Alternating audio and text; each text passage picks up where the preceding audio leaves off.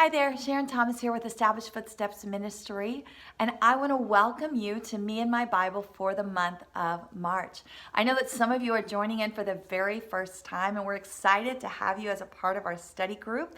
Some of you have been doing this since the beginning, or you joined in the month of February. Whatever the case, I want you to know that I'm glad that you're joining in again. And as you've read your email, you've seen that we are going to be studying and pondering and meditating on Matthew chapter 26 and then the first 10 verses of Matthew 27.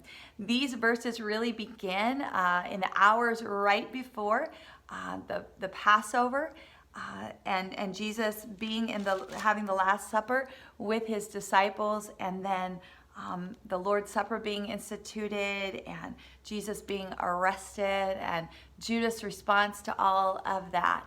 And I want you to know, I usually don't share what we're going to be studying the next month until that month. But because these 2 months are going to be grouped together, we're really going to be taking the month of March and the month of April to do these last 3 chapters, the gospel story of Jesus' death, burial, and resurrection in the months of March and April. So we'll be doing Matthew 26, and the first 10 verses of 27 in the month of March, and then we'll pick up with verse 11 and go all the way through the end of chapter 28 in the month of April.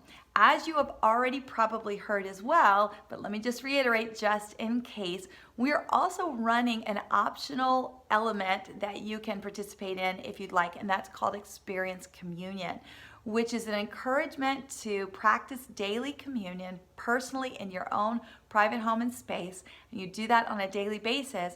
And then Experience Communion will also be working through these same chapters, basically word by word, with a brief blog that we'll send out every morning during the months of March and April. So if you want to add that into your Me and My Bible experience, they will track together really well. One will enhance the other, and I think it can be a really, really rich experience. But please know, you do not have to join in on Experience Communion to be a part of Me and My Bible for March and April. Or maybe if you want to join in midway, you always can subscribe at that time as well.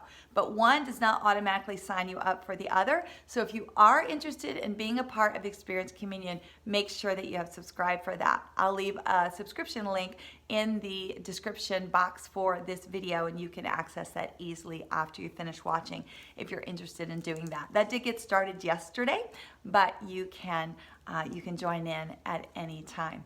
So let's talk about Me and My Bible for just a moment in this first week. If you've been a part, you know that during the first week we use Bible Study 101. If it's your first time, we use Bible Study 101 in the first week. We got 4 different tools that we will send out on a weekly basis.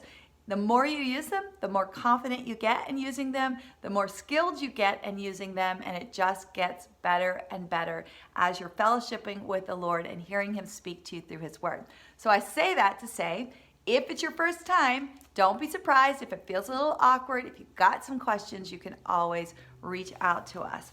You can find that Bible Study 101 resource tool right on our website. It was also in your email today. But I want to mention the video that explains how to use Bible Study 101 is also on our YouTube channel.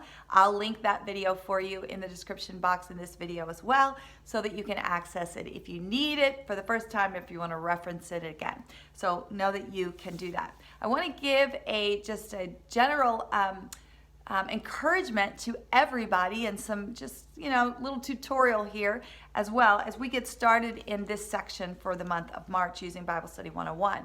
Because if you've done this Bible Study 101 before, the first step in Bible Study 101 is really about just getting the content and the facts, your head and heart wrapped around the content and the facts. And so of the passage. And we do that by really just recording those facts in 10 to 20 statements. We don't want to go over that because we're just trying to get that big picture view. And that's kind of easy to do if maybe we're working with, like a chapter that we did on the first month that only had 14 verses. Certainly we can get the facts of those in 10 to 20 statements. But what about when we've got 85 verses like we have this month for the month of March? Well, that's going to be a little more challenging. And what happens is, it's not so much that it's more challenging, is that you have to bring your zoom back a little bit, right? So you can't be so interested in every single detail during this step. We will get into details as we go, But during this step, you're going to have to pull back your zoom lens a little bit. And you're going to have to group some verses together and put the facts in your own words, because really you want to keep it down to 10 to 20 facts. And for 85 verses, in that, obviously you're going to have to group some things together.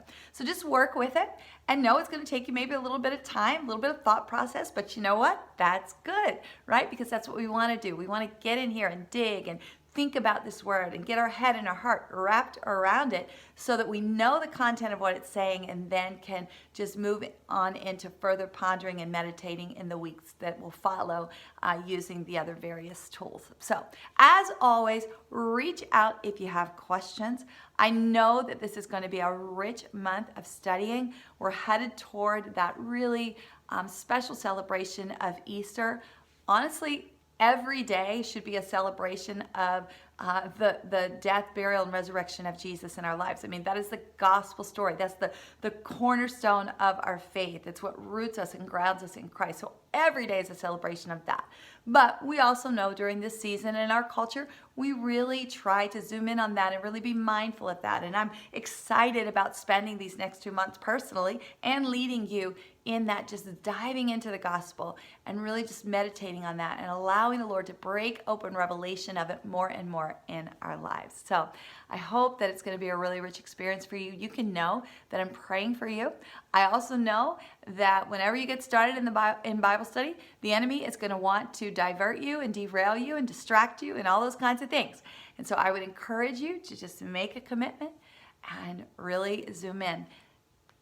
With that said, though, please remember, no one's grading your paper, and this is not about being able to check a box. This is about fellowship with the Lord, being in His Word, learning His Word, knowing it, letting Him speak to you, leaning in so that He can. And every time you open your Bible and lean in, I believe He's going to speak, and He's going to build that Word up in your heart, and you're going to get more and more just excited as you get to experience that. As I finish, I want to encourage you to use that Bible declaration every day. As I get into the Word through the Me and My Bible study, I hold that Bible up, my Bible up, and I say that declaration. This is my Bible.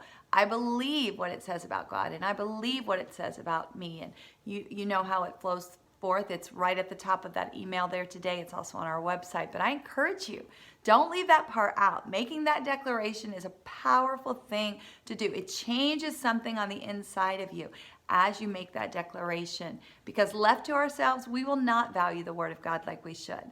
But as we lean into that and press into His Word more and more, that value system in our hearts grows and grows. Not only just in our heads, but in the expression of how we live and how we give this Word our energy, affection, and time.